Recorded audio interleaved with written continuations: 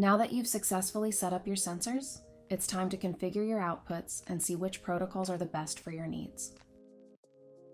Begin by opening the Output Configuration tab, where you'll find the Calibration/NDI output section. This configuration is specifically used during the calibration process, so it's important to ensure that the resolution matches the resolution of your canvas for optimal alignment. You can also mask the calibration image, which can be particularly useful when creating content, as it allows you to exclude unnecessary areas from detection or visualization. Additionally, by modifying the object detection radius, you can adjust the mask dynamically to fine-tune the area of interest.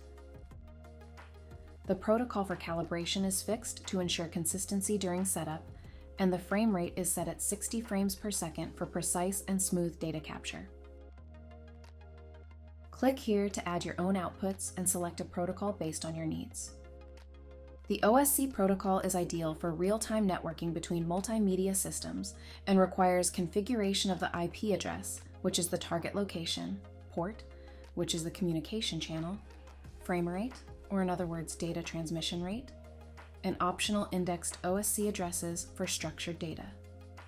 It transmits object data such as ID, unique identifier, position, which are coordinates, height, which is vertical distance, angle, in other words, orientation, and size, which are dimensions, formatted for compatibility with receiving systems.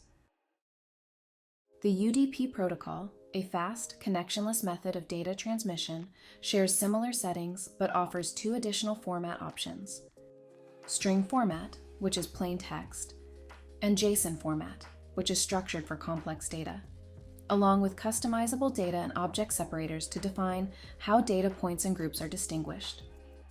The TUIO protocol is used in our software primarily to integrate with Notch, but it can also be used for multi-touch input, object tracking, and other interactive applications. And POSI StageNet protocol, commonly used in stage automation, both require only basic configurations like IP, port, and frame rate, with each tailored to their specific applications.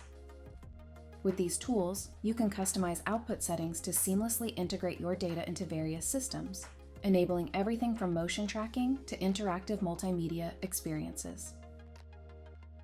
And that's it.